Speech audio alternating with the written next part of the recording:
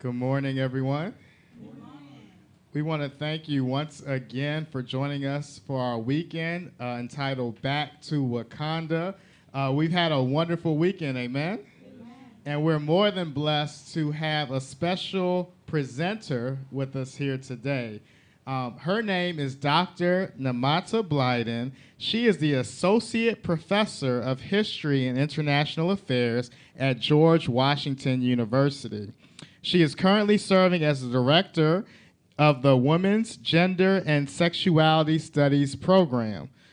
She has currently a BA in History and International Relations from Mount Holyoke College and a Master's in Philosophy and a PhD from the prestigious Yale University. She specializes in African and African American diaspora history and has worked on women in 19th century, has done work on women in the 19th century Liberia. She has also done work for the Encyclopedia Britannica and for the Schomburg Center of Research in Black Culture at New York's Public Library. So the next voice that you will hear is none other than our special guest, Dr. Nemata Blyden. Thank you.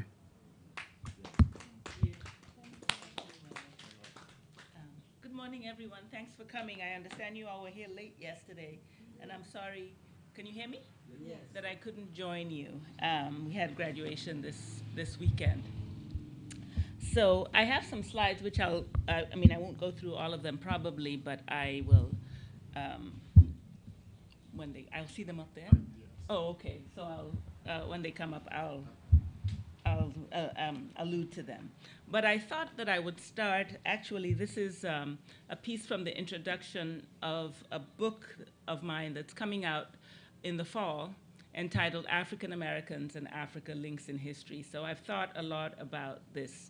And this is from my introduction, and it's actually, as you'll see as I read a few paragraphs, is also quite personal to me because of my background. I hate to admit this, but I couldn't find Sierra Leone on a map of the world. Edward's eyes rolled upward, and I feared he thought me an illiterate. Why, Miss Kendrick, you know nothing about Africa? Very little, I said. Sorry, because this is where he came from. I've never really thought about my ignorance in this regard.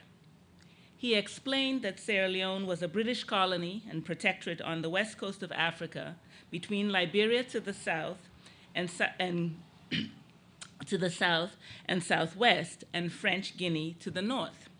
He was born in Freetown, the capital. I needed to take another look.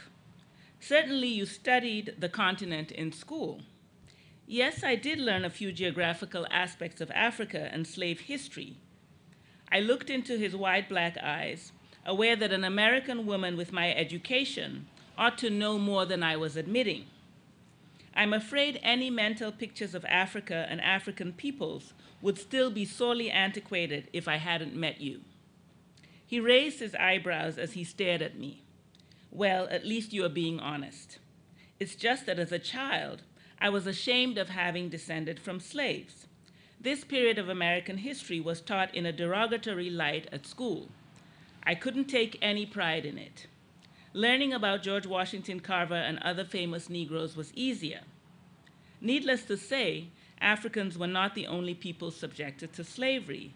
You must have pride in yourself, through your heritage. You are obviously a black woman who cannot hide her African ancestry. His face was darkly serious, like a lawyer at a murder trial. Of course not, I hastened to respond. I could never hide my origins growing up in Massachusetts. There, Negroes bear the weight of racial prejudice. In the late 1940s, my mother, a newly minted graduate of Boston University, took her first job as a teacher in Atlantic City, New Jersey. As one of the first African-American teachers, she was tasked with desegregating all white schools in that city. Her experiences up to that point were largely limited to encounters with white Americans and other African Americans in her native New England. One Sunday in 1950, a friend invited her to a church to hear the main speaker, an African man. My father was the second African my mother had met. Introduced to him after church, she found the smartly dressed man in a suit no different from the young men with whom she had grown up. He spoke perfect English, invited her to play tennis, and talked about his native Sierra Leone with great passion. She went home to look for his country on a map with little success. In the 1950s, Black Americans knew little of Africa and its history. Representations of the continent were typically negative, and those of African descent distanced themselves from associating with it. As my mother later wrote, I was one of 2 Negroes in my high school class, and in my class at Boston University, there had only been 3 colored women. Neither school curriculum nor courses of studies related to the African American experience. No Negro writers or poets were studied, no music by African or Negro composers. This lack of exposure, coupled with the image of white society reflected in advertising, newspapers, literature, shaped me immeasurably, inculcated an image of white society that actually de-emphasized the value of American Negroes. My mother, in 1950, was an American Negro, the label used for Black Americans at that time. When they came to the United States, men and women from Africa, like my father, also fell into this category. My parents, of course, would later marry, and the sheltered girl from Massachusetts, my mother, who had never ventured further south than Williamsburg, Virginia, would embark on a journey to Africa that would last several decades, produce several children, and a lifelong regard for the continent. In the 60-odd years since my parents met, African Americans have gained more knowledge about Africa. Increasingly, some even identify with the continent as the land of their ancestors.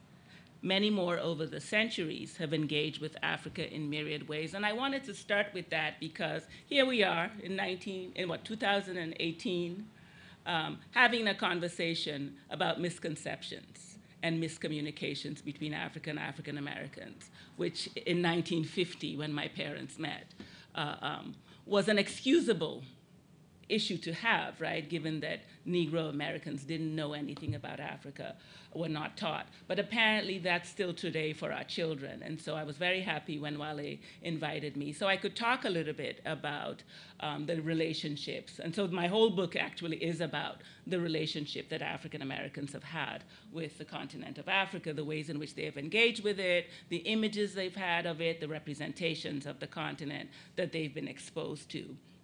And so I wanted to start with that and then talk a little bit about the fact that that whole history is not one of misconceptions, that it's not only one of tension. After all, my parents married, right? So that clearly it's not always a relationship of tension. And I think some of the discourse on this notion of miseducation and of Black separation is not always of our making, that, that the relationship between African Americans is not always based on miseducation or Black separation. But that there have been, throughout our history, throughout the relationship between African Americans and Africans, moments when they've worked together and have come together. And so I've tried to sort of do a couple of slides that can speak to that, and then perhaps we can have a conversation. I'm a historian, and so I've looked back to history rather than contemporary times, but we can certainly talk about contemporary issues. Do I have something to change the slides, or do I just shout to you? Okay, next slide. Next one, actually, these are just some slides on statistics on African. Okay, I'll start here. Yes.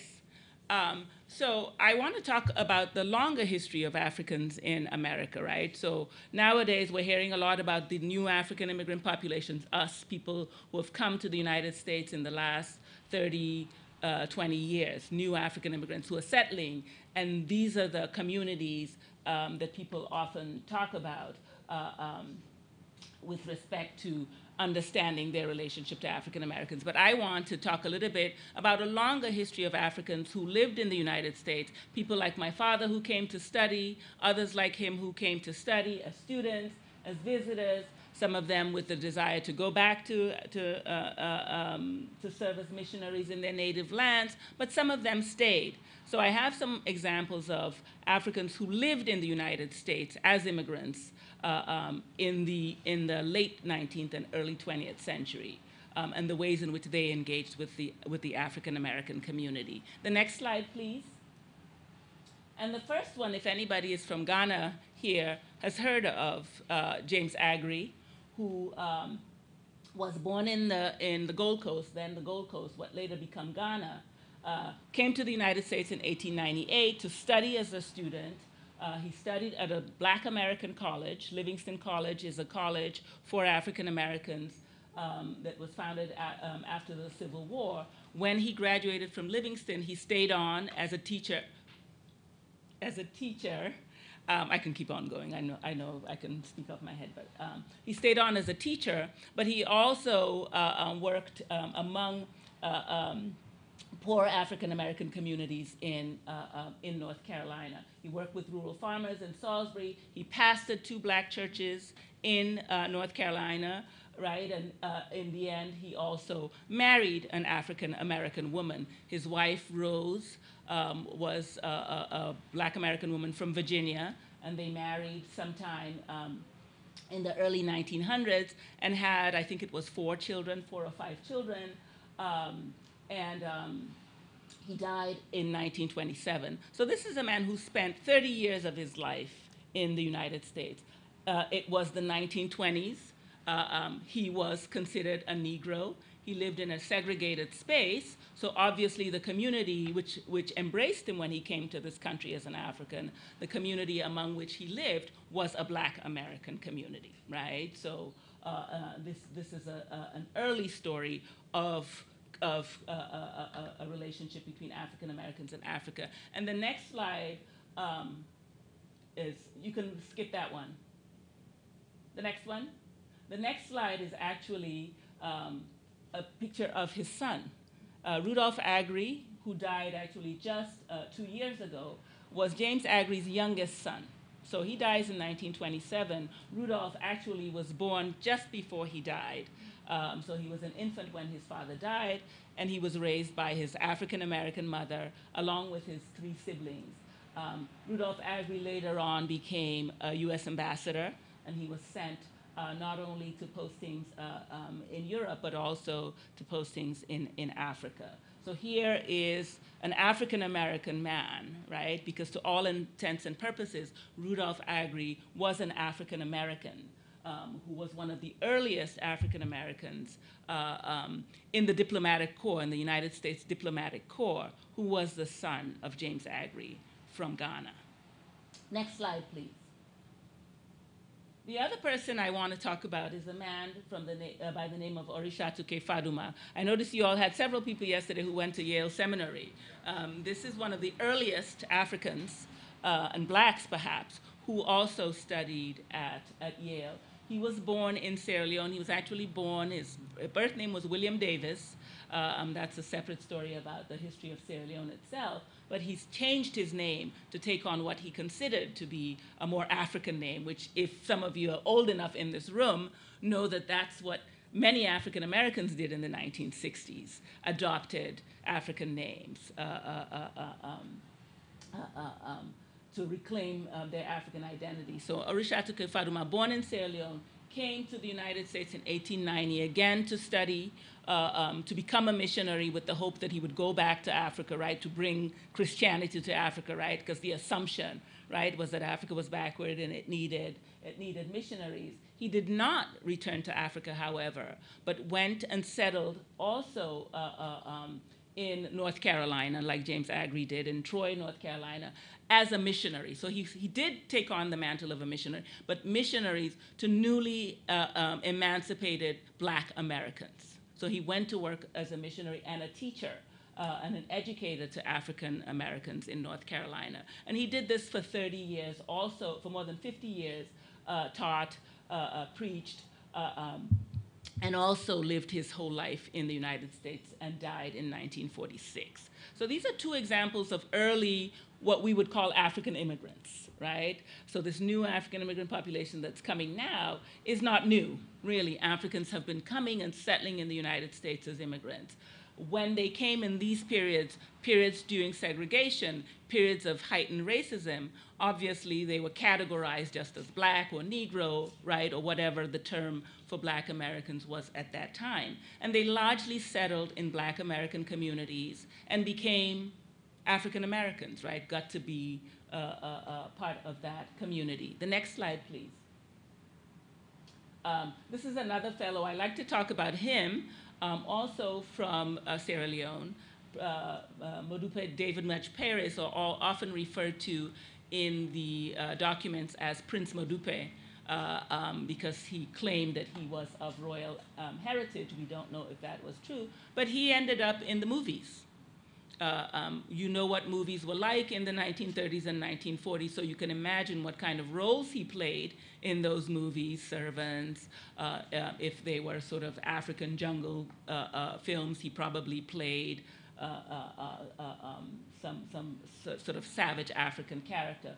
But again, he also came to the United States in the 1920s and somehow made his way to Hollywood in the 1930s and was an actor in Hollywood until he died in the 1960s. Also settled among African Americans, also married an African American woman, and lived his life out here in the United States. The next slide, please. And I'm bringing these up to talk about the ways in which these early Africans, and as you can see, they were largely men. Women, I'm still trying to trace many of the women who came, because if they came, they probably married, they changed their names, so they're harder to find in the history than the men are. But this Assadata Dafora, also from Sierra Leone, he in the 1920s started the first African dance troupe in the United States, found the Shogolo Oloba African Dance Troupe. And they traveled around the country performing to audiences, both white and black audiences. But in his dance troupe, he not only had other Africans who were living in the United States, students who were living in the United States, but he also had African Americans in his dance troupe. So some of you know the 1970s sitcom, Good Times, right? And the woman who played the mother in that, her name is Esther Roll. Esther Roll was actually in Assadata Dafora's dance troupe in her younger years, right? So again, these were Africans who were settling among African Americans, living among African Americans, working with African Americans, but also shaping their views of African culture, right? Educating them about where they came from, educating them about Africa, and sort of illustrating that many of the negative stereotypes that African Americans had of Africa, as my mother indicated in that quote, were in fact not true. That in fact Africans were not savages living in the jungle, right? So that's important. The next slide, please. Right. Of course, we know of some of the later migrations of more famous Africans who lived in the United States for periods of time. Nnamdi Azikiwe, the first president of Nigeria, Kwame Nkrumah, the first president of Ghana, Hastings Banda, the first president of Malawi, were all educated in the United States. Some of them in black American colleges, at Lincoln University, at Howard University, at Hampton University, right? And so we know about many of the influences that these men took back with them as they went back to their countries, influenced by the civil rights movement of African Americans in this country, having lived in this country, and taking that back as they agitated and pushed for independence in their countries, right? Next slide, please. These are just some quotes. So Nnamdi Azikiwe, writing about his time in the United States, and this is from his autobiography, but also writing about what his time in the United States and living among African Americans did for him, says, and he's talking specifically here about the NAACP. The NAACP, he says, has been an inspiration to me and to my colleagues who have struggled in these past years in order to strengthen the cause of democracy and revive the stature of man in my country. And he's talking about Nigeria.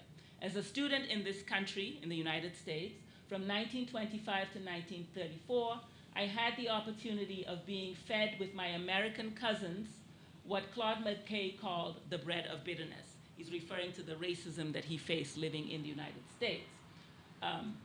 But I have also had the unique honor of sharing with these underprivileged God's own children the challenge to conquer man-made barriers and to forge ahead to the stars in spite of handicaps. This spirit of the American Negro, as exemplified in the constitutional struggles of the NAACP, has borne fruits of victory in the course of the years. It has given the United States a fair chance of reconciling the theory of democracy with its practice in America. It has also fired the imagination of the sleeping African giant who is now waking up and taking his rightful place in the comity of nations. What a glorious victory for the American Negro. So he's talking about the civil rights activists in the United States, the NAACP, and what it has done in terms of challenging the larger society's treatment of its black population. But he's also talking about the influence on him going back to Nigeria to agitate for independence. And then the second quote is by the Ethiopian Emperor Haile Selassie, right? Who, when Italy invaded, and some of you know that Ethiopia was one of the few countries that was not colonized by Europeans when they carved up Africa in the 19th century. But the Italians constantly tried to colonize Ethiopia, and in 1935, during the second war between Ethiopia and Italy, the invasion of the Italians caused a great uproar among black people worldwide.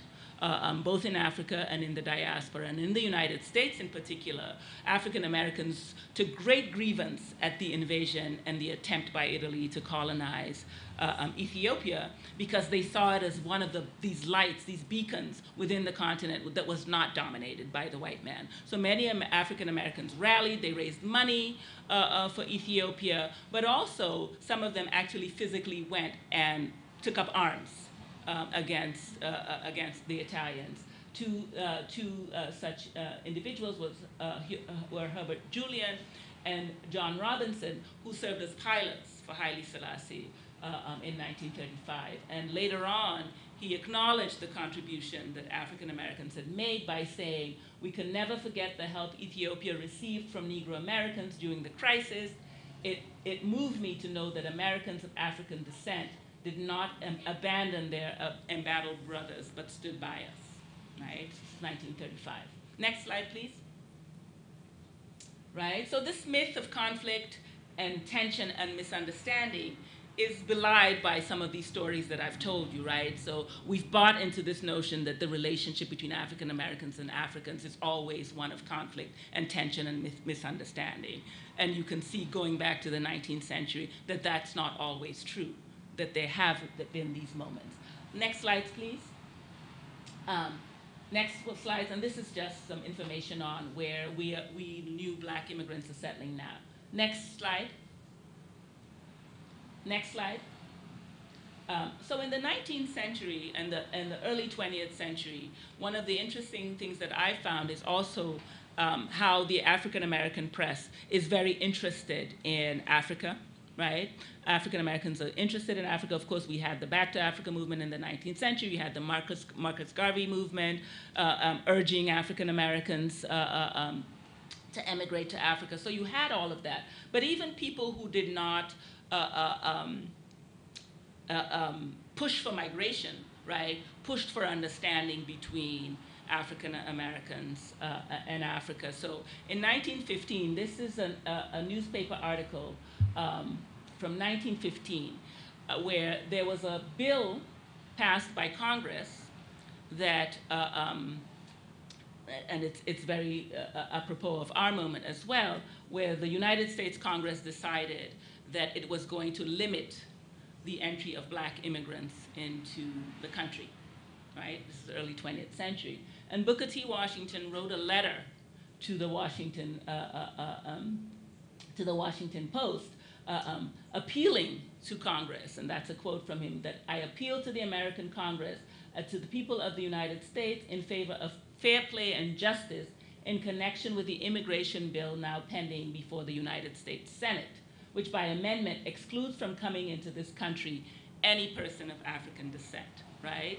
So here was an African-American man arguing that black immigrants were going to, who came into the United States, and of course they weren't coming in the large numbers perhaps that we've come in the last 30 years, but that they would be good citizens and that they would contribute to American society, right? So we see these early moves to exclude black immigrants. One of the things that I talk about with my students and when I give talks is that the immigration debate in the last couple of years in the United States has a face of Latin America. It's a Mexican face, it's a Latin face. It's not an African face, it's not a black face. But we all know, those of us who are African in this room or who have African connections in this room, know that there are also a significant number of Africans who are impacted by this anti-immigrant, anti-immigration movement and the laws that are being passed excluding people from coming into the United States, even though the face of that debate or the face of it is not a face that looks like ours, right? So this goes back, and so here's an early 20th century attempt to exclude immigrants, and these are not just African immigrants, immigrants from the Caribbean as well, black immigrants, which an African American is challenging. And we know that today that there are groups of African Americans who continue to speak out against this sort of anti-immigration sentiment. The next slide. And then what I have in the next couple of slides are just articles illustrating to you the ways in which African Americans were interested in Africa. And so that was reflected in the way they wrote about Africa and in the newspaper articles. So the next couple of slides just show reporting on Africa in African American newspapers. This is a newspaper about an African man who had written an opera, and this article is talking about the connection between Africa and Negro spirituals. Next slide, please.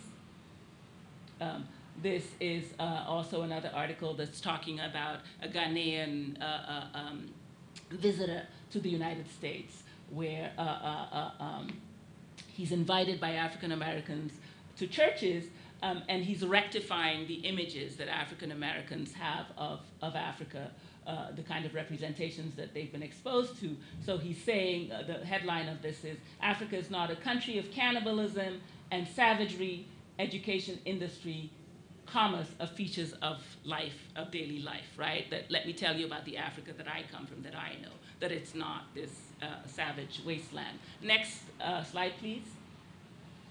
And then again, these are again some representative articles. These are all from Black American newspapers reporting on Africans, 300 Africans, and these are from the 1930s, 40s, 50s, 60s. These are all from those time periods, writing about African students studying in U.S. universities, writing about African visitors to the United States, writing just small and big articles on Africans in the United States. Next slide, please.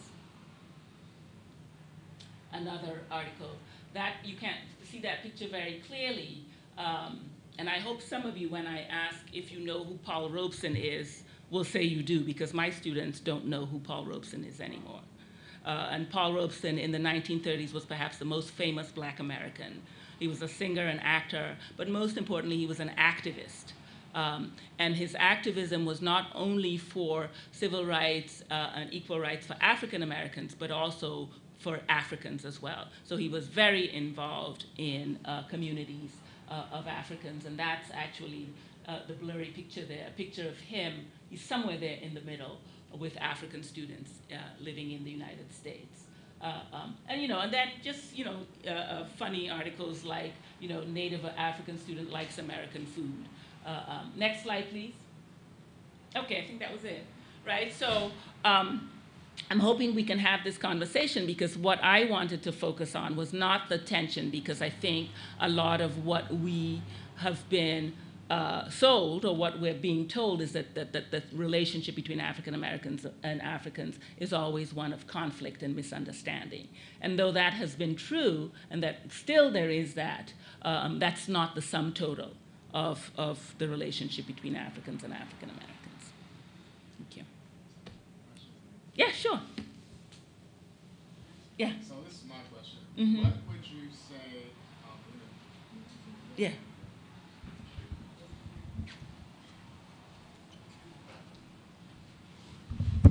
I'm sorry. Thank you so much for the presentation.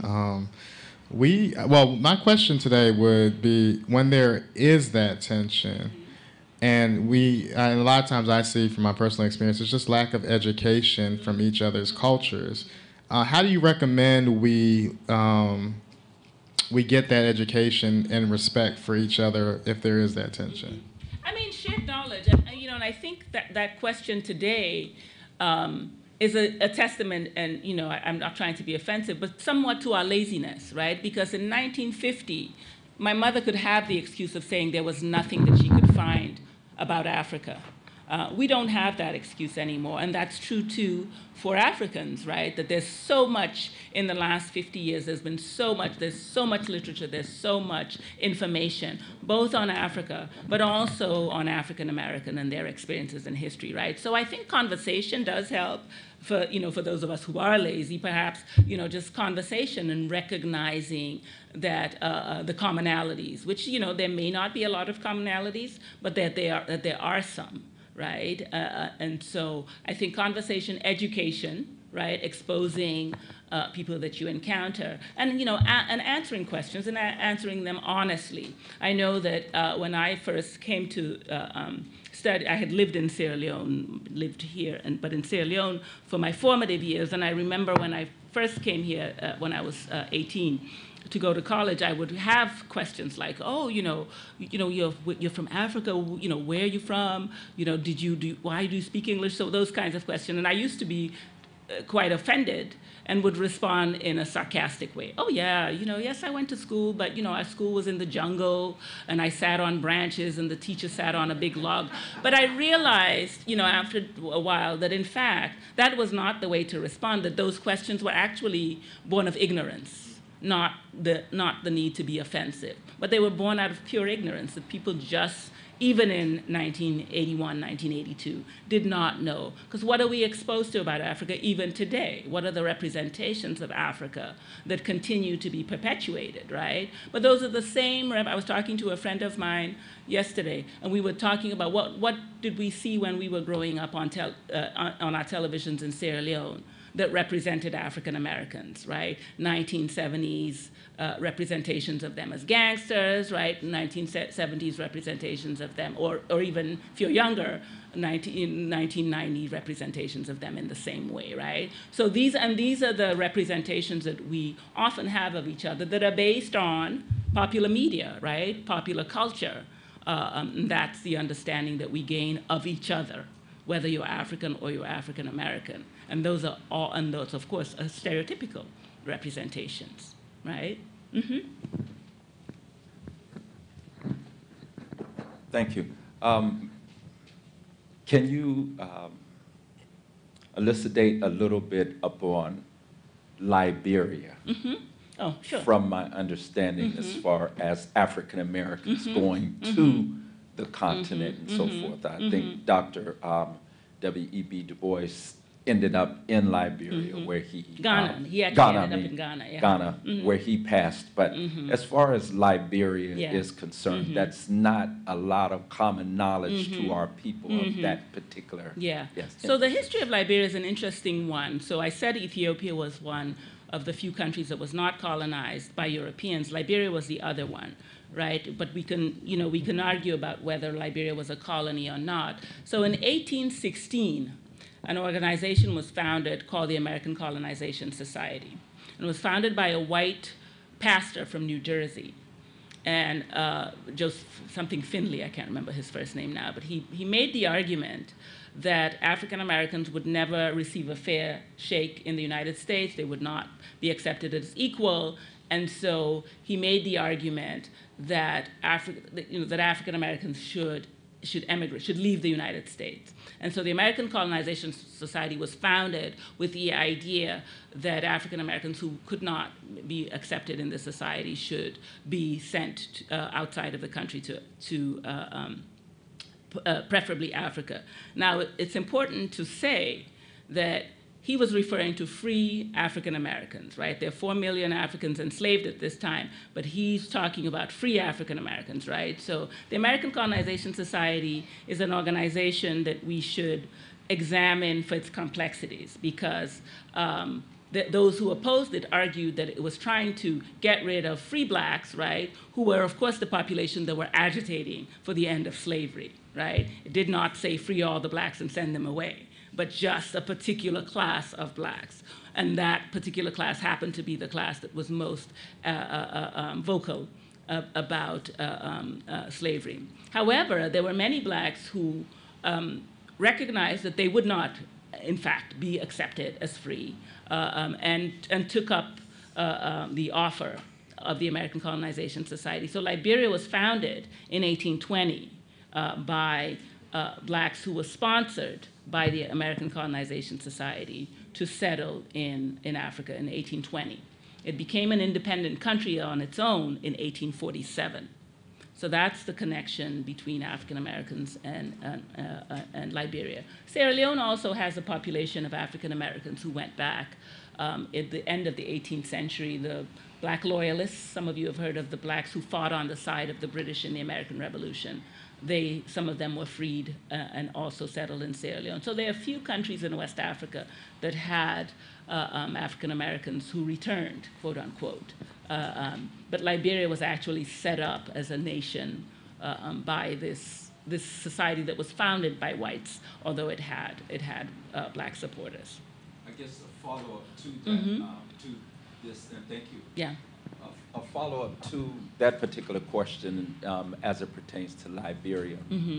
How was Liberia then accepted among the other countries in Africa, the relational aspect and so forth? Was it a stepchild, or how was it really accepted? You know, in the early period when Liberia was first settled, of course, it dealt mostly with African populations, autonomous African populations living within that region, right? The continent does not get colonized and carved up by Europeans until 1882. Right? So, and so when it becomes an independent nation, it's really the only independent nation, certainly in West Africa, and it's dealing with autonomous indigenous African populations. It's dealing with Sierra Leone by that time is a crown colony, so it's dealing with British in Sierra Leone. Once African nations become independent, they become independent. You know, they just so Liberia is unique in that sense, in that it's an independent nation much earlier than most African countries, but it's dealing for a large part of its history with the indigenous populations. And there are tensions, right, because they're seen, of course, as colonists, which technically they are. They're black colonists, but nevertheless, they're colonists. And so Liberia's early history also is arguably a colonial history, right, in the attempts of the black settlers to expand, right, in the attempts of the black settlers to be missionaries to the quote-unquote native Africans, right? So there's some tension there, but it's an independent nation. And so when other African countries become independent, so that I don't know that there's any sense of it as a stepchild, but certainly its close connections to the United States implicates it in some ways as kind of a colony. Thank you. Yeah. Any other questions? Thank you. I grew up in the 1960s during the time of segregation and the movement with Dr. Martin Luther King. And my father would have us around a dinner table talking to us and about our African roots. So my question, later on in life, I would hear that those that live in Africa doesn't accept us as Africans. So that's my question. Are we accepted? Oh, you know, Are we accepted? it's a complicated question because I think that many Africans don't know the history of African Americans. They don't know the history of the slave trade. They don't know the history of slavery, right? In the same way that African Americans don't know anything about African history. So I think there's no one answer to that question. I think there are places where African Americans are recognized as, as being a part of Africa, of African ancestry, right? There are places where people don't even know that African Americans exist, right? So I think it just depends on the place. So I think increasingly there's certainly more of that. So Ghana, I mean, you mentioned Dr. Du Bois, right? Ghana, Kwame Nkrumah. So is there somebody still at the slides? No, that's okay. No. Sit down. Dr. Kwame Nkrumah, who I had a picture of him up there of one of the early Africans who studied in the United States. Further down. Down. Some more. Down some more. Down some more. Yeah, a couple more.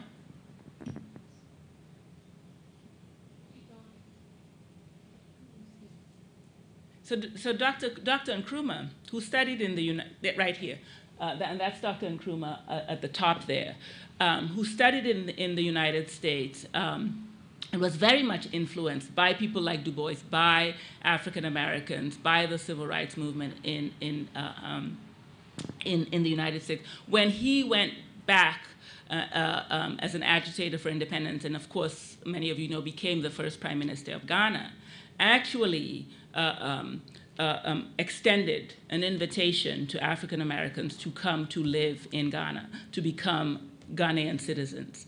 And so some of you may have, and there's a wonderful book actually on this, that looks at Ghanaians, the African Americans who lived in Ghana in the period after Ghana achieved its independence in 1957. Maya Angelou lived in Ghana for many years in the 1950s. Writers, artists, people with skills, he extended an invitation to come and contribute to the growth and development of Ghana. And so everyday people went. Those are the famous people who went and settled in Ghana. But everyday people, dentists, plumbers, working class African Americans went and settled in Ghana in the wake of its independence and lived there. Some of them still live there today.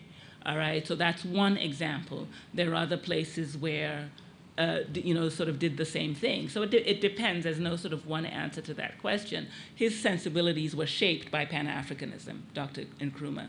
They were shaped by his experiences in the United States, and they were shaped by the readings of people like Du Bois and others who wrote on the need for unity among people of African descent, regardless of where they lived. And so that's an example. But there were other places where that happened too, but not to that extent. Yes. Hello, how are you? Fine, thank you. Okay, in answer to her question, I was trying to get some understanding in reference to her question, because I'm an American, African descent. I guess you call me African American, born here in America. So I'm in the same situation that she's in, wondering and looking at why. And I tried to put an answer to this question myself, and I would just want to see if you can expound on it more from my point of view. I know that most of the countries in Africa, West Africa, whatever, were colonized by Britain. Yeah. Britain colonizing these countries, of course, they adopted the British sense of class. A certain class where you were born in, you were destined to be in that class. And if my father was a fisherman and your father was a professor, then our family history goes down the line as you're a fisherman and I'm a professor, so I'm in a higher class than you are. Coming to America, those same people with that same sensibility, see me, I'm from a slave. My family was enslaved. Yeah. So I'm at the bottom of the ring in Africa, okay, because we were enslaved. My ancestry is slavery in Africa, Yeah. because we were enslaved in Africa before we ever came here. The whites didn't go to Africa and run us through the jungle and catch us with ropes. We were already ready to be loaded on ships. So that means that we were already enslaved. So that means one tribe enslaved another. So I come from an enslaved tribe. When African immigrants... Not always. That wasn't always true, but well, that's another lesson. Let's just look at it that way, okay? Yeah. For my purposes. Yeah. When an African immigrates to this country and meets me, they already see me as an enslaved person. Okay, so that means that I'm already better than you because I was never enslaved. You come from a slave. That's your ancestry. So that creates an arrogance amongst those that come here that do not see us as being part of them because we've already come from the bottom of the ring. Okay, is that? Am I on track here? Not completely, because I think that that's true for some.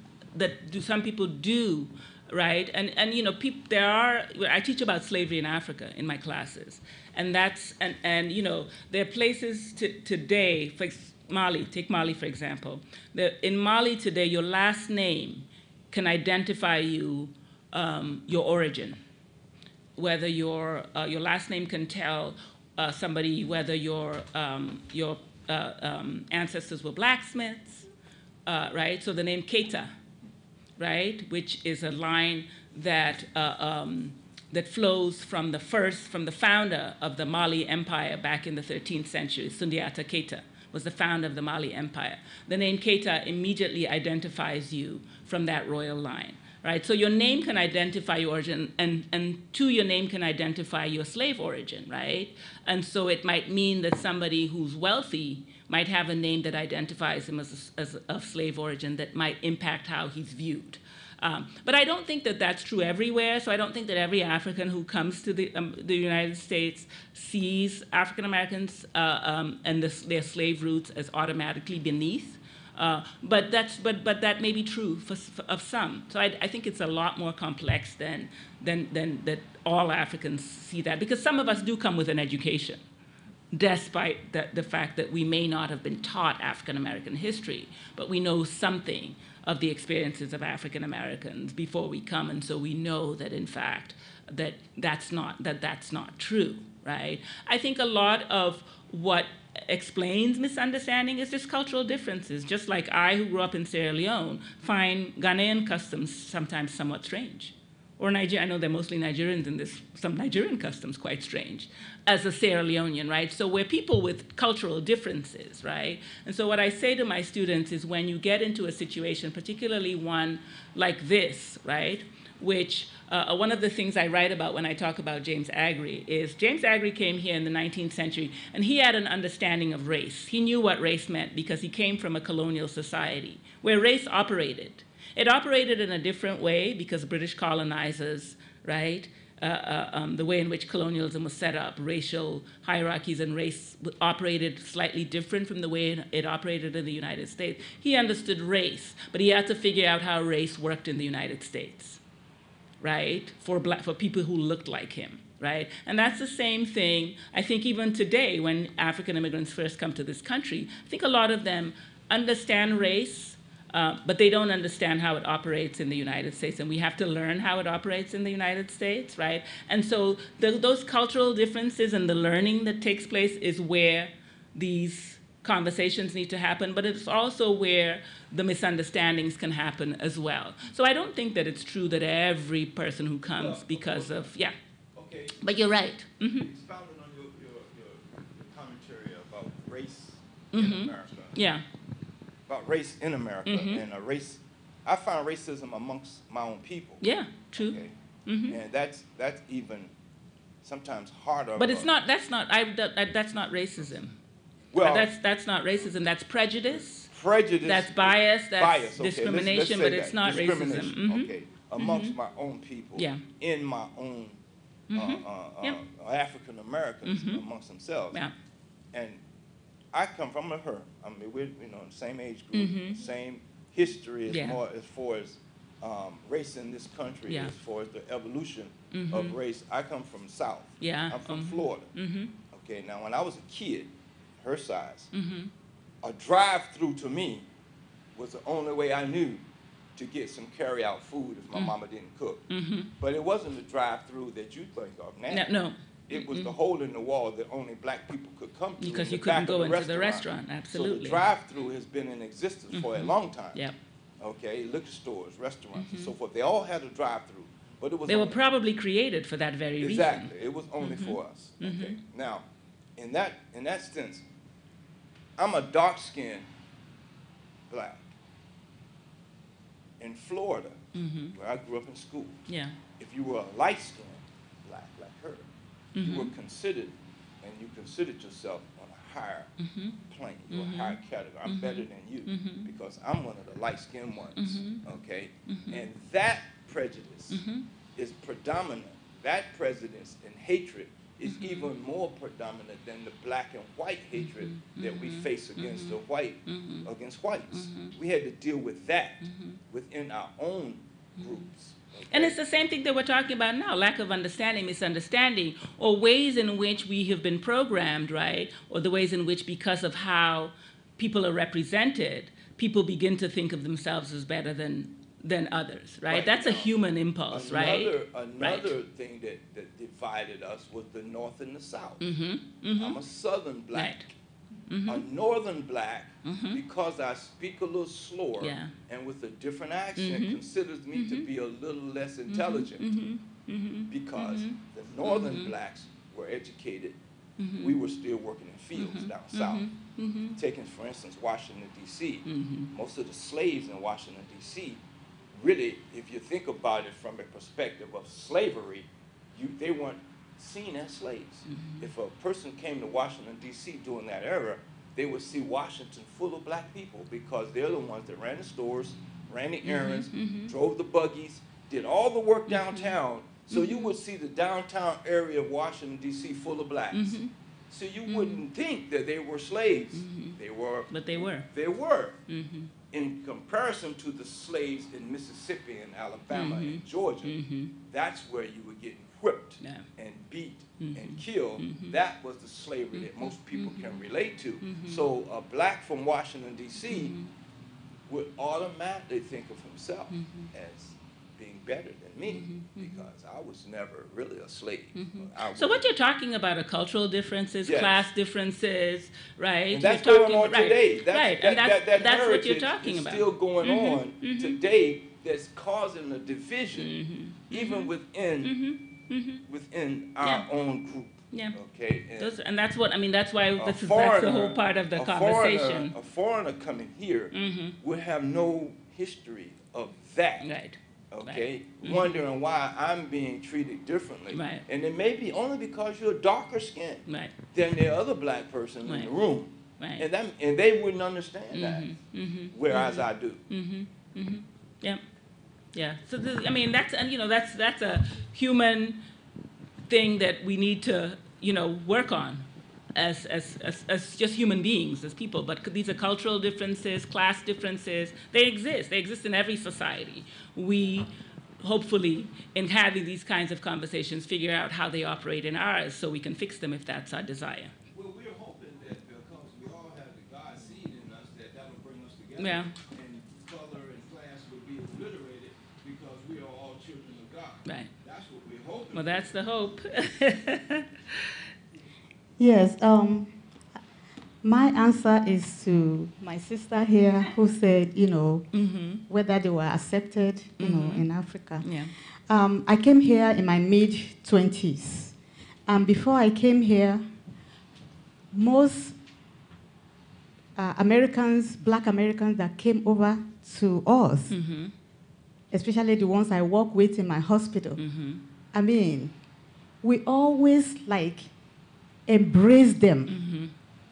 And we even treat them better than we treat ourselves. That's the kind of who we are in Nigeria.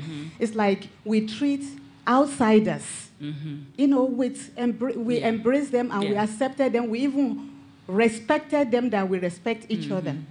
So coming to this country, I didn't have anything about any Black American or whatever.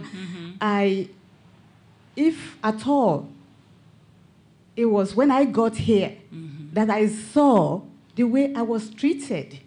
You know, that wasn't like the way we treat people back home. You know, they let me know I have my accent, my body odor. I mean, all kind of things where I was walking that make you feel like, but it was all ignorant, just like you said. It's ignorance. Yes. It's ignorance. Because they will ask me questions, and sometimes if that question is not good enough, I will give them, you know. It's ignorance. It's ignorance. So because it's those all, are the stereotypes they've been exposed to. Yes, it's all ignorance. Yeah. And when you get to know people, Yeah. then you know that, Yeah. you know, Yeah. there's no difference between me and you. Yeah. Yes. It's ignorance, and it's ignorance based on what you've read, what you've seen, right? The negative representations and the negative images portrayed, right? That we can have a leader who can refer to a whole continent as a shithole, right? Is based on the fact that he knows nothing about individual African countries or African people, right? And so it behooves us to educate in the same way that it behooves African Americans to correct the stereotype that not all African Americans are drug addicts and gang members, right? And if you don't know the history and if you don't know the culture, that's the assumption you have because that's all you see on TV. At least that's all I saw on TV in Sierra Leone in the 1970s, right? Maybe we saw Shaft, that was semi-positive in some places, but again, was also part of the stereotype, right? The Berlin Conference, 1884, sliced up Africa and so forth, we know was a further entree into the continent to rob it of its natural resources. So we get to Kinsarawiwa, the Ogoni people, shale oil and what they have done and so forth. But my question and interest now is the Chinese who are moving into different countries on the continent and so forth. What your well, that's not my area of specialty. Okay. I mean, I have opinions, obviously. Yes, and I'm open too. And my sense is that they're in some ways they're no better than what we had before. But as we hold the Chinese to account, we also hold our leaders to account, right? So it's important when we talk about the Chinese in Africa to realize that unlike, well, not unlike, but they're also dealing with autonomous nation states and leaders who are entering into treaties and entering into agreements, etc. Right? So they're not we should hold them accountable as well, right? In terms of what they're doing, there are those who feel that they're doing more, right? But they're doing what the colonizers did. If you look at a map of colonialism in Africa from the perspective of infrastructure, right? All roads led out. So there was a joke, right? Those of us who are old enough remember in the 1970s, if I in Sierra Leone wanted to call Kenya, I had to call England first to get connected to talk to somebody in Kenya. I could not make a direct call, right? So all the roads, all the railroads were leading out to the coasts, right, for exportation of raw materials. So we all know what beautiful roads the Chinese are building. We know of the infrastructure that they're contributing, which is helping, quote unquote. But where are those roads leading? So it's for the same end as it was for the British or the French in the 19th century, right? So they're not coming and trying to make us civilized, quote unquote. They're not Christianizing us. They're not doing that kind of missionary work. So they're leaving our cultures intact, whatever that means, right? So they're not tampering with us in the way that Europeans did in the 19th century with our cultures. They're not trying to make us into Chinese, as the English tried to make us into British or the French tried to make us into French. But at the economic level, I'm not so sure they're not doing the same thing. That's my opinion. And again, this is certainly not my area of expertise. This is my last one. I could just listen to you all day and so forth. But as far as this,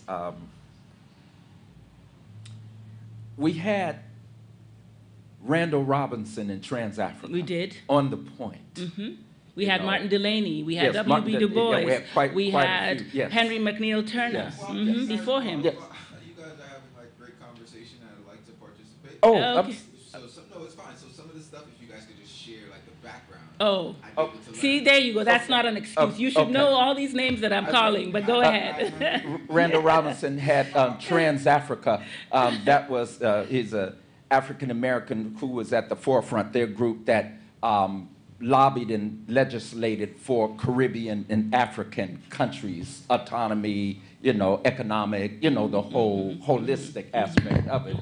But in fact, he has some great books. Anything Randall Robinson has written, You should look at. you should read. I have them all. But my question is, are there any other organizations in the United States who have come to the forefront or who are at the forefront, like Trans-Africa, Mel in Foote, advocating for? Melvin Okay. Foote, right now, Constituency for Africa. Mel Foote is an African-American who has an organization called Constituency for Africa that's made up of not only African-Americans, but Africans doing similar work on behalf of engagement with Africa. And yeah. So there are organizations still. And others, Baji, what's the acronym is, it's an immigration justice organization, Black American Justice Initiative, I think, or something on immigration. I have it somewhere. But that's a group started by African Americans, but it also has African, that's doing justice work and that's doing work on behalf of African immigrants. So they take on, right. So there are groups like that. There are tons of smaller groups of Africans and African Americans working together in the United States. So you have a question. What's your question? Yeah. No, it's great to hear all the conversation and to learn from you all. So definitely keep sharing those names and readings. I guess I wanted to ask about, in terms of the belief or these kind of perceptions we have around us being, I guess, unable to get along or having troubles, and there is very much a way in which that's a myth, and then there's very much a way in which it, those myths come to the forefront of even children's minds. And I just think about, even when you were saying yesterday about the work around Black children and what needs to be done, sometimes in these conversations I hearken back to teaching, and teaching in a middle school, and teaching with children when they're at that age where a lot of these things do happen, having gone through that myself as a West Indian person, it's just kind of like the cycle continues, which really speaks to the power of media and keeping those narratives going. And so I'm always thinking about the long game. And so I'm wondering, because here is the truth, is that even though you have a lot of, so the school that I taught at was in a community where there were a lot of African immigrants.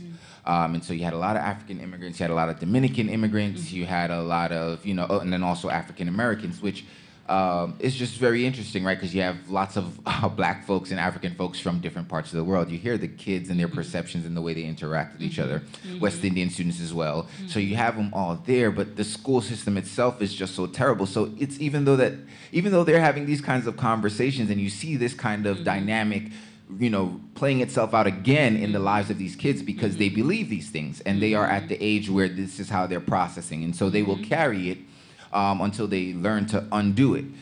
So it's already done. So thinking about the education system in America, and just thinking about, I guess, ways out of our social condition, I just have a question around how that happens, because as much as we get together and we talk, and I realized I was so blessed to go to higher education, a great higher education space, and to learn all that I have learned. It's like not everyone makes it there, and nor does the presence of higher education change our social landscape, as we see with our current president. So I'm just thinking about, I guess, want to get your thoughts on the long game in terms of how do we work, like even in this particular sort of minute area, saying like intra-racial relations, how do we work against that? Seeing as, I thought that would be something that we, the whole African booty scratcher bit, like, or, even like the other day, my friend said to me, I was ashy in my ankle. He's like, oh, you look like you've been running around Africa. Like, what? Like I get it, but it's just like, why is that like on the first, you know what I mean? So it's like, how what are ways out, or just like what are thoughts on ways out? And it's not just to you just putting it out there, because it's kind of like you would think, when I was growing up, that was like over with, but to see it happening again, it's almost like it actually isn't over with. These are still happening. And I think it's a community endeavor. We're not going to get it in schools, right? So we have to think about what we teach our children, right? Whether we're African or African American, right? So this is a nation of immigrants, right? Supposedly. And all immigrants who come into this country come in with struggles, right? And their goal when they come here is for upward mobility, right? To make the American dream, or whatever they're calling it at the time. The Irish, the Polish, Eastern European immigrants, we've seen that history of immigrants coming in, facing marginalization until they get embraced within, right, the larger society. And all immigrants also come in sizing up the hierarchy of the society into which they've come, right? So the Irish come in, they size up, they're marginalized, thought of almost as black. They say, who's at the bottom of the hierarchy? Right. So what makes new immigrants any different? What makes, Vietnamese immigrants? What makes Latin American immigrants? What makes African immigrants? What makes Caribbean immigrants any different? Who come in with a stereotype, who again size up the hierarchy and see who's at the bottom. That's not where they want to be, right? Right? Unfortunately, this is a country that does not let you, right, decide where you want to be. And what African immigrants soon realize, right, is that despite, right, how they've sized up the hierarchy and have decided where they don't want to be, they've been often thrust there, right? So it behooves them to recognize that perhaps, right, having conversations surrounding that is important. And that means learning about each other, talking to each other, and dispelling these stereotypes of ashy feet and running around in Africa, or the flip side of that, right? So I think that that's an important thing, and it's only going to happen within communities and in homes, because the schools, right, are not interested in teaching that, right? So if you don't know who Randall Robinson is, that's the fault of the school system, right? Because you should know who Randall Robinson is. But if you don't know, then here we are to tell you who that is. Or if you don't know who Paul Robeson is, or some of the other people we've mentioned, Bishop Henry McNeil Turner, because you know Martin Luther King, you know Harriet Tubman, you know Rosa Parks, because that's what the school gives you, right? So we have to, in all of these communities, be able to have the conversation and teach each other and educate each other and learn about each other, so that those kinds of stereotypes are dispelled, right? Because it is true that an African child who's running around barefooted will have dusty feet, right, or ashy feet, right? But when that stereotype gets taken to an extreme, right, because of course stereotypes are always built on something real, right? When that becomes the only understanding of Africa, then it's dangerous. It's not to say that we don't have ashy feet. If you're running around in the dust, you do, right? So I think it's these kinds of conversations to you to stop and say, well, what do you mean by that? What do you think you know about Africans for you to make a comment like that, right? Let me tell you something different, right? So I think that's the only way. And because more and more African immigrants are now having children in this country, many of us have, we're now, two generations into the immigrant community, if you count from when people began to come, even if we don't count people like the Agries who came earlier, right? There are many children of African immigrants born here, and it behooves us to, again, stop teaching our children certain things, because we're guilty of that too, I think. Yes. Yeah, Okay, do you think that integration is a natural or unnatural state of being? Now you're asking me to make commentary on things I don't really know that well, much about. Well, the reason I ask that because... It depends, integration with whom, when, well, that's what how. I'm asking you about. Integration, meaning that you're trying to take separate groups and integrate them to make one group. Yeah. No, we're not trying to integrate, because I will never stand here and say that my mother and my father, my African American mother and my African father are the same. They're not, culturally, they're different. My mother grew up all her life. She was 90 yesterday. She grew up in Massachusetts, as you heard me say, Worcester, Massachusetts. She could not fathom what the experience of a woman her age who grew up in Mississippi was. That's alien to her. They're both Black American women of the same generation, but totally different experiences, thus totally different cultures, right? Let's not then get into family structures. So I'm not saying that we should integrate or be the same, but what we should think about are what are the commonalities that we have? What are the things we have in common, right? That we can work on as we explore our differences or as we celebrate our differences. I don't expect to eat amala every Saturday in my house. I eat fufu in my house every Saturday, right? That's what we eat in Sierra Leone. The Nigerians eat something else, right? But nevertheless, there are things about Nigerians that I can understand. Same thing with African Americans. So I think, I'm not saying we should integrate, but I think we should, it behooves us to have conversations, because we live in a society which, if I'm not dressed like this walking down the street, I'm assumed to be, as my mother was in the 50s, or as my father was, assumed to be a Negro, right? Even though he was from Sierra Leone and he could shout it from every single rooftop. But that didn't get him into the restaurant. He still had to go through the drive-through. Okay, the reason I made that comment, and I'm looking at the fact that even right here in this church, it's a natural instinct for, I guess, all humans to want to be with their own kind. That's a natural instinct.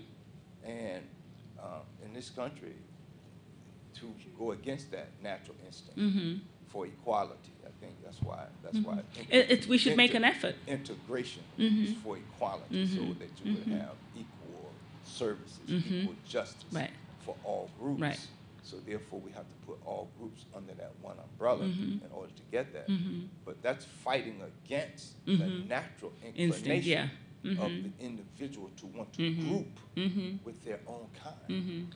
What we want may be important, and it's great and all of that, but what the state wants is different. So when I fill out the census, maybe now do they have all the categories? But there are very few categories that I can fill. I don't get to say my mother was from Worcester and my father was from Sierra Leone, right? It asks me to check one box, and that's the same box you check, I assume. Right? So the idea that we may highlight our diversities and we might highlight our different needs, right? But often it's not how we self-identify that matters, is what the larger society does, right? That's more important. The box in which they put us, right? So I think I'm just trying to bring this home right down personal to this particular group of people here, and trying to get to a point of where we can try to work on a resolution of some of our differences and try to work together, is to understand that we are going to be grouping together.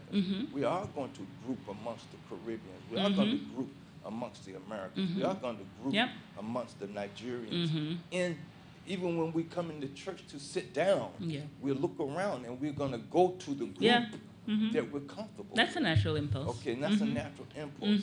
And I don't think that people should be ostracized or saying that anything negative about that. No. Okay. No. Let's embrace that and then try to work within those groups working together versus trying to break that situation up. Okay. And I think that's where a lot of our friction is coming from, trying to break up that natural inclination of people to group together. I mean, because I'm a group of Americans sitting over here, it doesn't mean that You're in the same room, under I'm the not same against roof. That group. I don't have any. We just happen to they group together.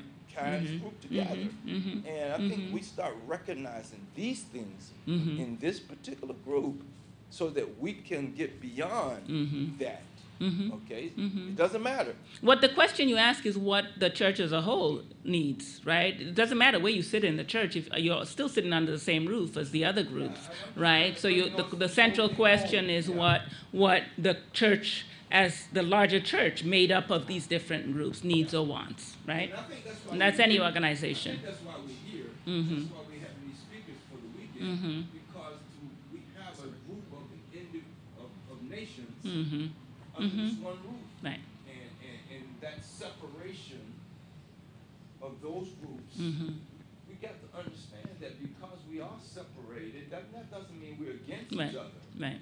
And That's true. That's an issue that I think am I right? Yeah. That's an issue we're trying to Say address. that also. I think I think you guys agree. I think you're saying at different points. I think she was saying that when she was saying like, as a Sierra Leonean, she doesn't eat certain like what Ghanaians might eat all the time, and so I think you guys agree on that point. I just didn't know that y'all came across where. Yeah. I was giving it to you. Oh yeah. I just wanted to, I guess, sort of, because I see where you're going with that, which is, or I see your point you're making in terms of being comfortable around a different group or a different ethnic group of black folks, and the push for integration, which is something I think about, because I look at the way in which the black Americans have been sort of the backbone or the spine of American democracy, but do black Americans have much to show for being that? Or do we have like improved, for example, affirmative action, like white women being like the #1 beneficiaries of that? Like just thinking about that integration model, even with education, like integrating didn't necessarily help, right? So I think just on hearing you say that, I just kind of thought about that as well. And I guess wondered, you guys, your opinion particularly on. I brought up integration because, as she said, I'm a child of the 70s. I grew up fighting to go to school. Okay, and mine, from the 9th grade till I graduated from high school, I was forced to go to a school that I didn't want to go to. This because of the district where I lived. They said, okay, I woke up one morning and they said, you're no longer going to your neighborhood school that I loved. They said, you get on this bus and now you're going to this school 30 miles from here that I never saw her, and it was predominantly all white school. Who didn't want me there? For my high school, in Florida, high school starts in the 10th grade. From the first day I went to the school to start my high school education, it took me over 30 days, I believe, or longer, to be able to get off the school bus. Okay, we were not allowed to get off the school bus for the first month because the whole community came out with bats and sticks and rocks, and the sheriff department and the police stood there on that side, okay, looking at us, waiting on us to get off the bus. But we couldn't because we were afraid, okay? So this is my idea of what integration is. I mean, it was forced upon us to try to get along, to get to and I know why they did it. Well, to achieve equality. To achieve To equality. achieve equality. Okay, so that map or that example of integration has been spread out throughout this country, and to believe that people can and should integrate or be in a melting pot is natural. That's an unnatural state, as far as I'm concerned. It's an unnatural state. If given the preference, I would have preferred to go stay to with your my own. school with That's my a human friends, impulse to stay with your every own. people that I know, and the only thing we didn't have was the equal financial backing. Okay, so if all things being equal, I would prefer to be with my own kind, and I think that's what most people feel, and a lot of people see that as separatism. Okay, and it's a natural state. So if we could work around that understanding, I think that we could get some progress. That's all. Quick question. I want to know your time. Oh, it's up to you. I'm Okay. fine. Yeah. All If right. people well, have questions, I'm happy to answer. in that If I case- can. I'm not the expert on all things. I do want to ask this question though, because Yeah. we were talking about education. I think education is key. I was a part of a program called CDF Freedom Schools. I don't know if you're familiar with that. It's Children's Defense Fund, and it was started. Yes. Marinette Wright Edelman. Yes. And so basically, it's a program to get especially minority children interested in reading. And so what they do is they strategically select different types of books that talk about different types of issues with different minority faces as being the characters in the books. Yeah. And so it's like a 6-week summer program, but it really helped those who were coming from Huntsville, Alabama, and so those who were in the lower income areas, you know, we've seen people just in that summer, it's a 6-week program, go from like a 1st grade reading level all the way to like a 4th and 5th grade reading level just because they were interested in the content of the books.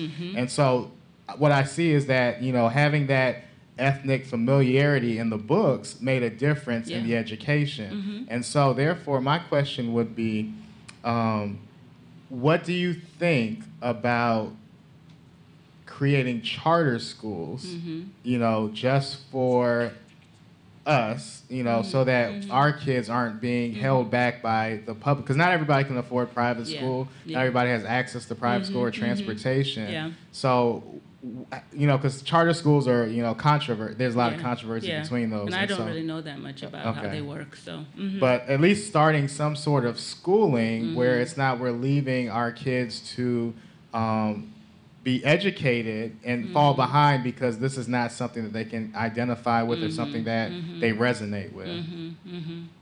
I mean, again, I don't know that much about how charter schools work that are different from other schools, right? Because, I mean, many of our public schools are schools full of black children, right? So maybe hiring the right teachers is the way to go rather than saying, let's build a charter school to teach our children about themselves, right? Or, you know, doing it, again, as a community endeavor. But, I mean, why not? I don't know how charter schools are organized, who decides what a charter school is, and who, you know, but, I mean, I suppose, yeah. The main thing is that the children, and you know, you don't have to have a charter school to have children read books about themselves. Because even if you're in a school that's not an all-black school, all the children should be able to read books about people who look not like them, right? So that's a factor also of, you know, don't get me started on the public education system. That's a different conversation altogether. But at all schools, we don't have that excuse anymore. There are books available. Right? So again, you know, 30 years ago, you said, well, we don't have any books that feature little black girls as the central character. That's not true anymore. It's the decision to use them by a teacher or not that makes an impact, right? So my children go to the Prince William County School. We're public school people. And when my children were in 3rd grade, they did a unit on the Mali Empire, where I was quite impressed by, you know, for a 3rd grade level, what the unit actually taught about the Mali Empire. So my sons in 3rd grade learned about the Mali Empire. I sometimes went and gave a guest talk. How did they learn about the Mali Empire? In a conversation of educators, I was told, where they decide what they're going to teach in the public school system, right? They were having the units rotate. And somebody was in the room who said, well, let's do Mali as a unit. And that's how Mali got into the curriculum. So not only did my son, the 2 little black boys, learn about the Mali Empire, I could have taught them that. They didn't need to have that unit. But so did all the little white children and Asian children and Latino children in their class. Learn this a little bit. You know, probably not enough for them to have any, but and so those kinds of things are what we should be doing so that all of us, right, so that the African American child, the Nigerian American child, the Jamaican American child is learning something about the Mali Empire, right? One of the most vibrant and rich cities that has the richest history during the era of the Mali Empire was the city of Timbuktu. What is the representation of Timbuktu in this country? That's where the butler from the Aristocrats cartoons, the Disney cartoon about the cats, that's where he gets deported to, right? So Timbuktu is represented as remote, right? Where do you know, he got deported to Timbuktu and probably had a good life, right? But that's the representation of Timbuktu that people have. But those third grade students now in Virginia schools hopefully know a little bit more about Timbuktu, and that it's not a wasteland for sending evil people to, right?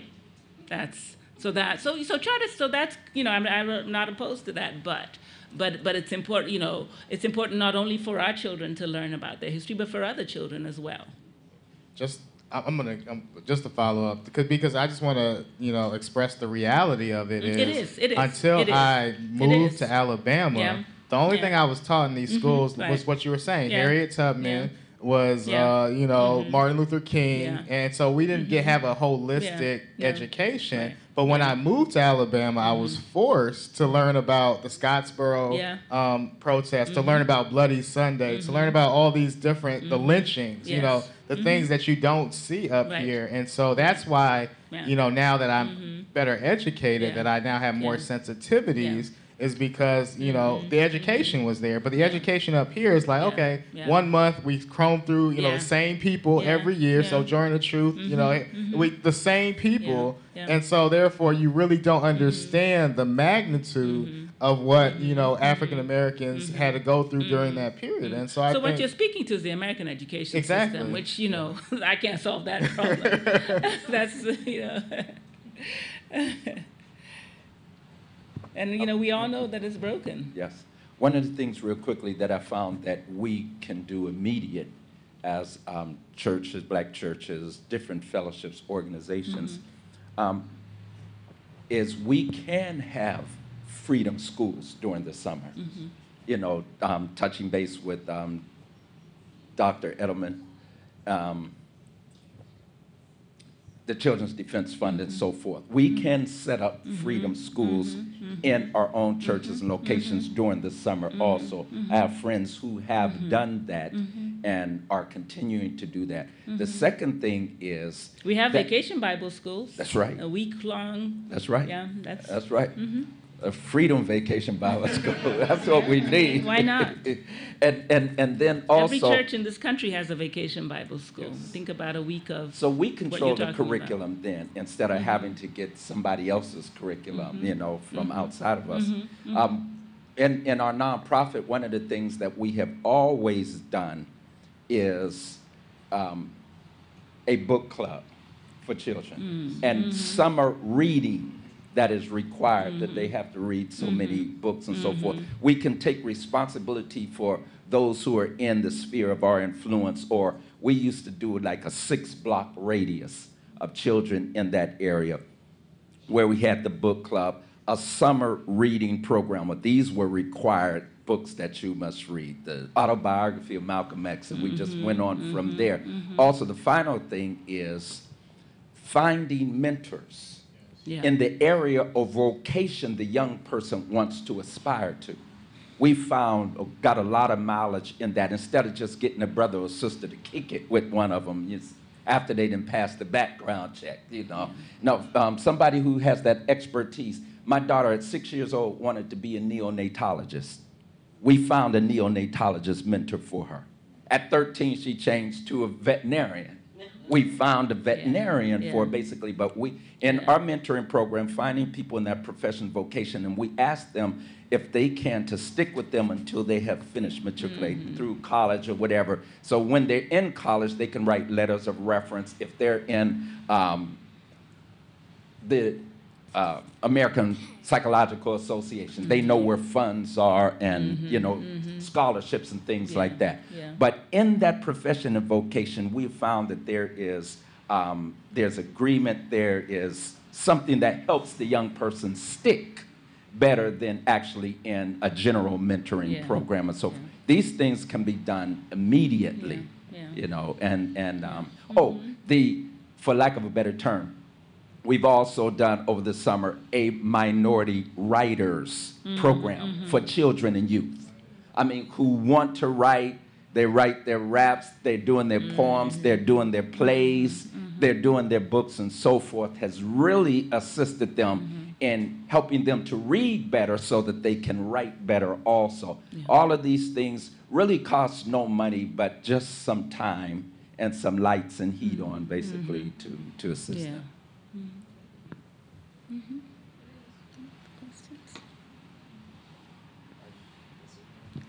Thank you. All right.